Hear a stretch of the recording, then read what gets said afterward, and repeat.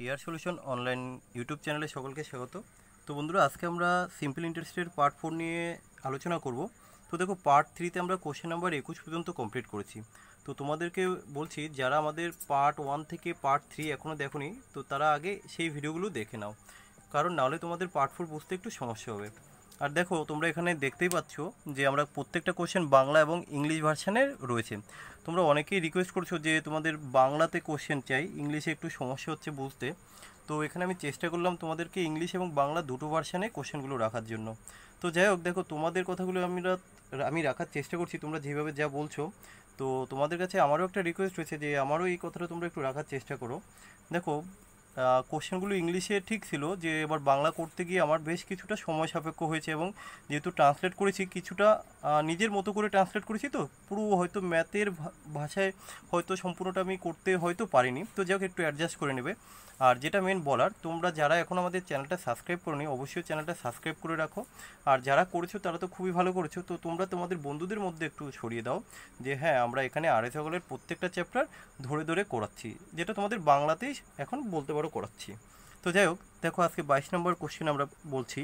তো দেখো, আমি ইংলিশের কোশ্চেনটা আর নাই পড়লাম, বাংলাতে একটু বলে দিই নাকি। দেখো, কিছু টাকার নির্দিষ্ট বছর এবং নির্দিষ্ট সরল সুদের হারে সুদ আসলের এত অংশ হয়। যদি সময় এবং সুদের হার সমান হয় তবে বার্ষিক সুদের হার কত? তাহলে এখানে কিন্তু ওরা সুদের হার চেয়েছে। আরেকটা জিনিস লক্ষ্য করো, সময় আর সুদের হার কিন্তু আবার সমান বলে দিয়েছে, তাই তো। আর কি কি কন্ডিশন দিয়েছে? যে সুদ আসলের এত অংশ হয়। তো একটা কাজ করো, তুমি এখানে ধরে নাও যে আসলটা 100। তাহলে দেখো, যদি আসল 100 হয়, তাহলে এখানে দেখো সুদের হার চেয়েছে, তো সুদের হারটাকে আমি আর ধরলাম। তাহলে সুদের হার ইজুকাল টু কী হয় আমরা জানি, যে সুদের হার ইজুকাল টু হয় এসআই ইন্টু 100। তাহলে এসআই এখানে কত আমি জানি না এখন অবধি, ইন্টু 100। তাহলে আমি সেই 100টা লিখে দিলাম। বাই কি লিখতে হয়, দেখো আর ইজুকাল টু কি এসআই ইন্টু 100 বাই পিটি। তো এখানে পিটা এবার আমি ধরছি যে পি কত, দেখো পিটা হচ্ছে, দেখো সুদ আসলের এত অংশ। তাহলে আমি এখানে বলছি যে সেই আসলটা হচ্ছে ধরো 100 টাকা আমি ধরলাম। তাহলে আসল যদি 100 টাকা হয়, সুদ কত হবে? দেখো সুদ বলে দিয়েছে যে আসলের এত অংশ। তাহলে আমি বলতে পারি যে সুদটা হবে 100 ইন্টু 25 বাই হচ্ছে 16। তাহলে দেখো, এই হলো আমার সুদ আর এই হলো আমার 100। আর এখানে কি দিলাম, আর ইজুকাল টু কি, যে পি ইন্টু টি। এবার টিটা কি, এবার চলে আসো টি। দেখো এখানে বলেছে সময় এবং সুদের হার সমান, তো আমি সুদের হারকে যদি আর দ্বারা প্রকাশ করি, টাইমকেও আমি আর দ্বারা প্রকাশ করব। তাহলে এবার দেখো, এখানে আমরা ক্যালকুলেশনটা করব। কীভাবে করব, এই যে 100 কেটে গেল, বাকি দেখো এই আর আর আর, তাহলে এই আর স্কোয়ার ইকুয়াল টু কী আসবে, যে 25 বাই হচ্ছে 16। তাহলে আর ইকুয়াল টু কী আসবে, উপরে আসবে 5 বাই হলো 4, তাই তো। তাহলে অপশানটা এখানে আমাদের কিভাবে দিয়েছে, 12 পূর্ণ, হ্যাঁ দেখো এই যে 100টা রয়ে গেছে, এটা আমি লিখতে খেয়াল ছিল না, যাক আমরা এটাকে লিখে দিচ্ছি।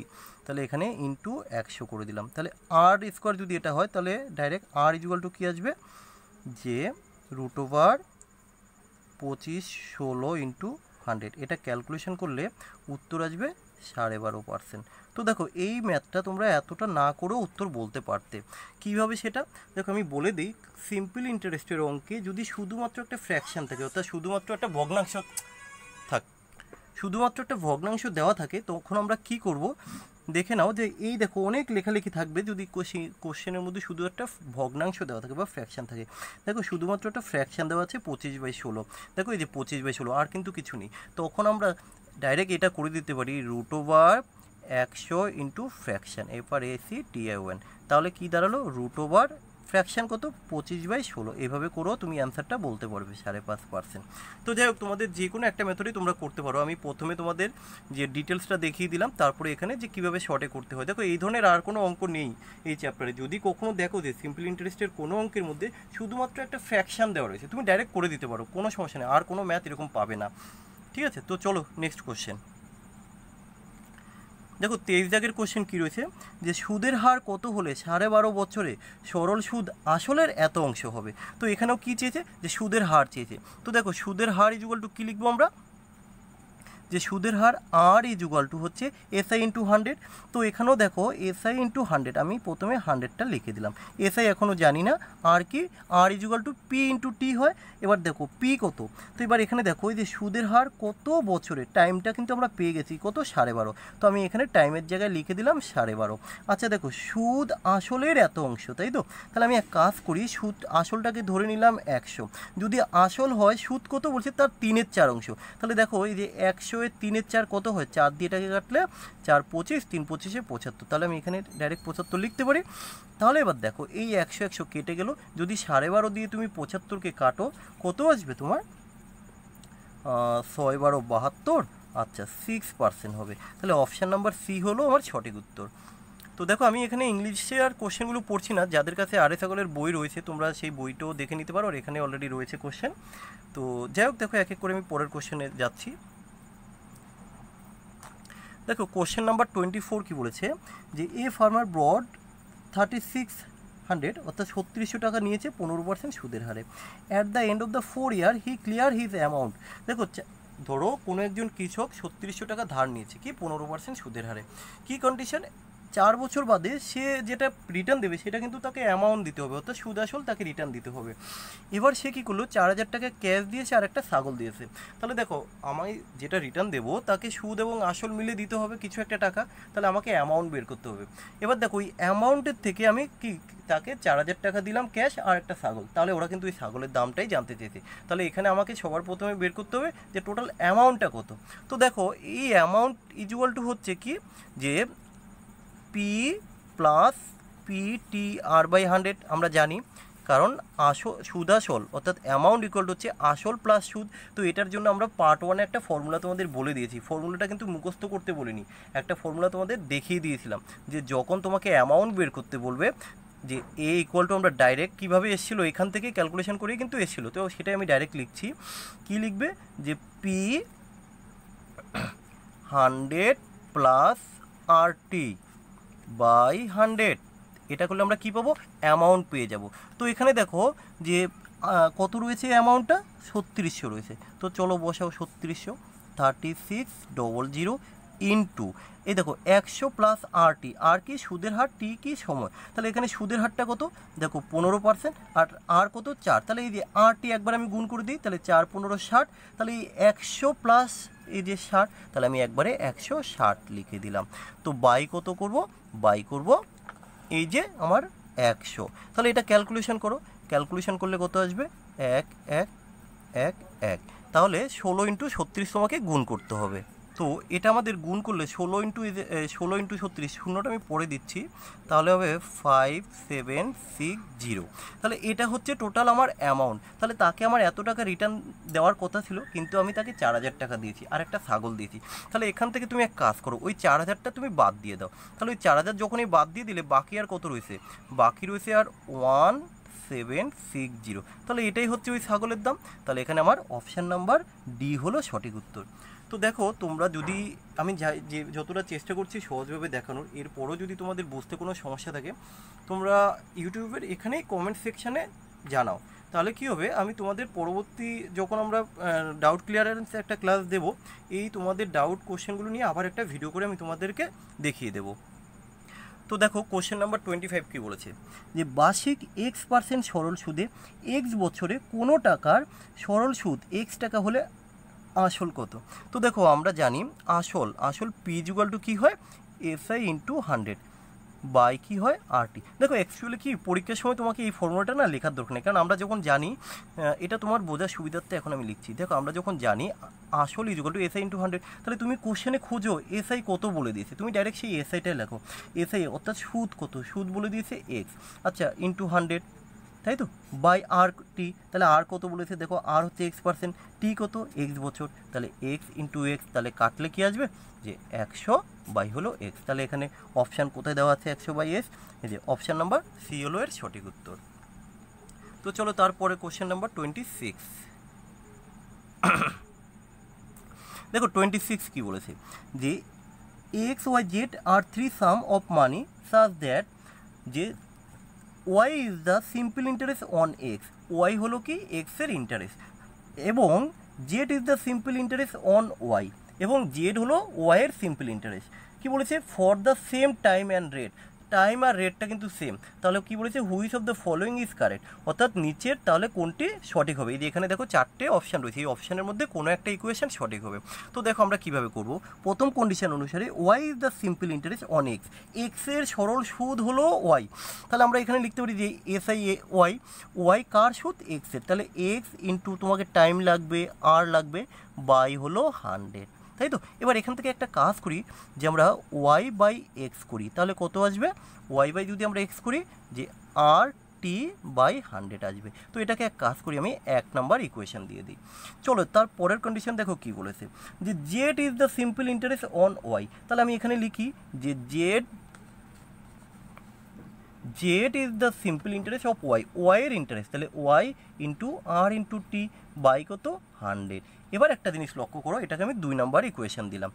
এই যে এখানে Y by X equal to কি আর টি বাই 100, এখানেও দেখো এই যে ওয়াই আর টি বাই 100, তাহলে এই আর টি এর জায়গায় আমি কত লিখতে পারি, এই যে ওয়াই বাই এক্সটা আমি লিখতে পারি, তাহলে এখানে আমরা মান বসিয়ে দেবো যে Z equal to Y into এই যে আর টি বাই 100 না লিখে কত লিখবো, এই যে আর টি বাই 100, অর্থাৎ 1 নাম্বার ইকুয়েশনটা আমি এখানে বসাচ্ছি, কী হবে ওয়াই বাই হলো এক্স। তাহলে এবার এটা ক্রস গুণ করো কী আসবে, যে Z X equal to Y square, এই হলো তার অ্যান্সার। এবার দেখো এখানে অপশানে কি কোথাও আছে যে Y square equal to Z X, দেখো এই যে Y square equal to Z X, অর্থাৎ অপশান নাম্বার ডি হলো এর সঠিক উত্তর। তো যাই হোক, এর পরের কোশ্চেন আমরা যাচ্ছি, যে কোশ্চেন নাম্বার 27। দেখো কি বলেছে, a sum of money invested at a certain rate of simple interest double itself 12 বছর 6 মাস। তাহলে একটা জিনিস লক্ষ্য করো, আমরা বলেছিলাম যে কোশ্চেনের মধ্যে যদি ডাবল, ট্রিপল অর্থাৎ 3 গুণ এই কথাগুলো থাকে, এই যে 3 গুণ দ্বিগুণ এই কথাগুলো যদি থাকে, আমরা কিভাবে ধরতে বলেছিলাম, ডাবল বলতে আমরা জানি কত 100 লিখতে হয়, বাই কি করতে বলেছিলাম, ওই অঙ্কে যা থাকবে কত রয়েছে, এই যে 6 বছর 12 বছর 6 মাস, তাহলে কি আমি ডাইরেক্ট 12.5 লিখতে পারি, তাহলে এখানে আমি ডাইরেক্ট 12.5 লিখে দিচ্ছি, বাই হলো এই যে 12.5। দেখো এটা আমি ক্যালকুলেশন করলে কি পাবো, এখানে রেট ইয়ার দিয়ে ভাগ করছি, তাহলে এখানে আমরা পাবো টাইম, তাহলে এটা হলো টাইম। এবার দেখো এই কোশ্চেনে আর একটা লেজ জুড়ে দিয়েছে, কি বলেছে যে একই সুদের হারে 3 গুণ হবে কত বছরে, তাহলে এটা কিন্তু আমার টাইম, আমি এটা ক্যালকুলেশন করছি না, কারণ যে পরে আবার যে লেজটা রয়েছে এটা করতে আমাকে হেল্প করবে। তো দেখো এবার পরবর্তীকালে যে 3 গুণ বলেছে, 3 গুণ বলতে আমরা কত বুঝি, 3 গুণ মানে হচ্ছে আমাকে 200 লিখতে হয়, বাই কী করতে হয়, ওই যে যেই সময় থাকবে, তাহলে এখানে সময়টা কত, এই 100 বাই হচ্ছে 12.5। এবার এটা ক্যালকুলেশন করো, ক্যালকুলেশন করলে কি আসবে, যে 200 ইন্টু উপরে হবে 12.5 বাই হবে 100, তাহলে 100 দিয়ে 200কে কাটলে 2, তাহলে কত আসবে 25 বছর। তো অপশান নাম্বার ডি হলো সঠিক উত্তর। তো এই কিছু কিছু জিনিস একটু খেয়াল রাখবে, যে কোনো চ্যাপ্টার যখন করব সেখানে 2-1টা কথা একটু মনে রাখলে কী হয়, যে আমাদের অঙ্কগুলো করতে অনেকটা সুবিধা হয়। যেমন দেখো তোমাদের বলে দিয়েছিলাম যে কোশ্চেনের মধ্যে যদি mode, less, increase, decrease, difference এই টার্মগুলো থাকে, সেই কত ইনক্রিজ সেই সংখ্যা ইন্টু 100 করে বাকি যা থাকবে সেটা কম্পেয়ার করে গুণ করে দিতে হয়। তো যাক সেগুলো আমরা অলরেডি দেখেছিলাম পার্ট 2-তে মেবি। তো এবং যে শুধুমাত্র যদি ফ্র্যাকশান থাকে তখন কি করতে হয়, যে রুট ওভার 100 ইন্টু ফ্র্যাকশান লিখবে। আর যেমন এখানে আরেকটা পেলাম যে দ্বিগুণ, তিনগুণ এই টার্মগুলো যদি থাকে তাহলে কি করতে হবে, দ্বিগুণ বললে আমরা 100 ধরবো, তিনগুণ বললে আমরা 200 ধরবো, ধরে কি করবো ওই অঙ্কে বাকি যে সংখ্যাগুলো দেওয়া থাকবে সেটা দিয়ে ভাগ করব। আর একটা জিনিস মাথায় রাখতে হবে, আর দিয়ে যদি আমরা ভাগ করি তাহলে পাবো টি, আর যদি টি দিয়ে ভাগ করি তাহলে পাবো আমরা আর। সেই জন্যই বললাম, কারণ এখানে যে কোনো একটা দেওয়া থাকে অপোজিটটা চাই, ওই জন্য বললাম যে অত বোঝার দরকার নেই, তুমি শুধু যত গুণ বলবে আর যেই সংখ্যা দেওয়া থাকবে সেটা দিয়ে ভাগ করলেই হয়ে যাবে। এটা হচ্ছে কি একটু তাড়াতাড়ি যদি করতে চাও, কারণ এই ধরনের অঙ্কগুলো ম্যাক্সিমাম পরীক্ষায় আসে এবং সেখানে কতটা সময় বাঁচাতে পারো এটাই হচ্ছে মেন টার্গেট। তো চলো এর পরের কোশ্চেন দেখি কী আছে। তো চলো কোশ্চেন নাম্বার 28 কী বলেছে দেখে নেওয়া যাক, যে বার্ষিক 10% সরল সুদে কত বছরে কোনো টাকার সরল সুদ আসলের এত গুণ হবে। তো দেখো এখানে কি ওরা কী চেয়েছে, সময় চেয়েছে। তো আমরা সময় ইকুয়াল টু কী জানি, যে টাইম ইকুয়াল টু কত গুণ বলে দিয়েছে, যে সুদ আসলের এত গুণ হবে, তাহলে এটা কিন্তু তোমার সুদ বলে দিয়েছে, তাই তো। আমরা জানি এসআই ইকুয়াল টু কি PTR/100। এবার এখানে দেখো সুদ আসলের এত গুণ বলে দিয়েছে, তাহলে এটা কিন্তু সুদ, তাহলে আমি সুদের এখানে কত লিখবো 0.125। তাহলে আসল কত, আসলটা হবে তোমার, আমি যদি সাপোজ এখানে 100 ধরতাম, বা এর এক কাজ করো এটাকে আমি ধরে নিলাম আসল এক্স, তাহলে সুদ কত আসলের এত গুণ, তাহলে এখানে আমাকে একটা এক্স দিয়ে দিতে হবে। তাহলে দেখো এই হলো আসল, এই হলো আমার সুদ, কিন্তু এখনও তোমাকে বসাতে হবে আর টি। আর কত বলে দিয়েছে 10%। আচ্ছা টি কত বলে দিয়েছে, আমি টি জানি না, তাহলে এখানে ওরা টিটাই চেয়েছে, বাই কত লিখবো আমি 100 লিখবো। এবার দেখো ক্যালকুলেশন করতে হবে, এই এক্স কেটে গেল, এই 10 100কে কাটলে 10 হবে। আচ্ছা এই টি ইজুকাল টু তাহলে কী দাঁড়ালো তোমার, যে এটা দিয়ে যদি আমরা এটাকে গুণ করা হয় তাহলে আসবে তোমার উপর আসবে 5/4 সমান সমান কত আসবে 4 ওকে 4, আচ্ছা 1/4 ইয়ার, অর্থাৎ অপশান নাম্বার তোমার কত হবে, এ হবে সঠিক উত্তর। সরি দেখা যায়নি, একটু দেখে নাও যে এখানে আমরা ক্যালকুলেশনটা দেখো তোমরা নিজের মতো করে করতে পারো। মেন হচ্ছে ইকুয়েশনটা, যে ইকুয়েশনটা কীভাবে এলো, এসআই ইন্টু PTR/100, এখানে পি বলেনি, আলাদা করে বলেছে যে সুদ আসলের এত গুণ, তাহলে আসল যদি 100 হয় সুদ কত হবে, ওই টাকার আমি এখানে ধরে নিলাম আসলটা এক্স, তাহলে সুদ হবে এত এক্স, আর এখানে টাইম রেট অফ ইন্টারেস্ট আর টাইম বলে দিয়েছে, তো এখানে তোমরা ক্যালকুলেশনটা করলে উত্তর চলে আসবে কত, অপশান নাম্বার এ। তো চলো কোশ্চেন নাম্বার 29 কী বলছে একটু দেখে নেওয়া যাক। দেখো 29 কী বলেছে, যে 600 টাকা 4 বছরে সুদ আসলে 720 টাকা হয়। খুব ভালো কথা, যদি সুদের হার আরও 2% বৃদ্ধি করা হয় তাহলে বর্তমানে সুদ আসলে কী হবে। তাহলে দেখো এই যে 600 টাকা তুমি রেখেছো আর 720 টাকা পেয়েছো, তাহলে এটা কি পি হচ্ছে তোমার 600 টাকা, আচ্ছা, আর অ্যামাউন্ট, এই যে অ্যামাউন্ট, কারণ 4 বছর বাদে যেটা পাবো সেটা তো আমি অ্যামাউন্ট পাবো কত 720 টাকা, তাহলে এই যে তোমার বাড়লো সেটা কি বাড়লো এসআই তাহলে কত হলো 120 টাকা। তাহলে আমরা দেখে নিই সুদের হারটা কত হলো, তাই তো, তাহলে সুদের হার অর্থাৎ আর বের করবো, আর কি করে বের করতে হয়, এসআই ইন্টু 100/PT, তাহলে এখানে এসআই কত 120 ইন্টু 100 বাই কত লিখবো পিটি, পি কত, পি হচ্ছে 600, আচ্ছা টাইম কত, টাইম হচ্ছে 4। এটা যদি আমরা ক্যালকুলেশন করি তো দেখো কত আসবে, যে এই 2 শূন্য এই 2 শূন্য, আচ্ছা 6 দিয়ে যদি এটাকে কাটি কত আসবে, 6 দুগুণি 12 20 অর্থাৎ 5%। এবার দেখো কী বলছে, যদি 2% বৃদ্ধি করা হয় তাহলে বর্তমানে সুদ আসলে কী হবে। আমরা সুদ আসলের কিন্তু একটা ফর্মুলা জানি, অ্যামাউন্ট ইকুয়াল টু কী হয় পি, পি বলতে কত 600, এই যে 600 ইন্টু পি ইকুয়াল টু কি 100 প্লাস RT, তাই না। তাহলে আমি ফর্মুলাটা লিখছি না কিন্তু, যেহেতু অলরেডি আমরা আগে দেখিয়েছি, তাহলে 100 প্লাস RT, আর কত, আর হচ্ছে 5, আচ্ছা হ্যাঁ সরি আর এখন হবে 7, কারণ আগে ছিল 5, এখন আমার 2% বৃদ্ধি হয়েছে, তাহলে আর হচ্ছে 7, আর কত বছর 4 বছর, তাহলে এই যে RT 4 ইন্টু 7, 4 7 28, আর হচ্ছে যেহেতু 100 প্লাস RT 100, তাহলে 128 বাই কত হবে, বাই হবে 100। তো এটা ক্যালকুলেশন করলে যেটা আসবে যে এই শূন্য 100 দিয়ে যদি কাটি 6 8 48 8 হাতে হাতে 4 6 12 72, আর 4 হচ্ছে 76। তো এখানে আমাদের অ্যান্সার চলে এসছে, অপশান নাম্বার 768 অর্থাৎ সি। তো দেখো এটা হচ্ছে লং মেথড, কিন্তু আমরা অঙ্ক এইভাবে করব না, আমরা কিভাবে করব সেটা একটু দেখে নাও। এখানে ওরা বলে দিয়েছে 600 টাকায় 720 টাকা পাবো আমরা কবে 4 বছর বাদে, তো ঠিক আছে ধরে নিলাম আমি 720 টাকা পেয়ে গেলাম, কোনো সমস্যা নেই, কিন্তু ওরা বলেছে যদি আরও 2% করে বৃদ্ধি করা হয় তাহলে আমি আরও কত টাকা পাবো। তাহলে ধরেই নাও যে দেখো এখানে দেখাচ্ছি আমি তো 700 টাকা পেয়ে গেলাম, এটা নিয়ে তো কোনো সমস্যা নেই।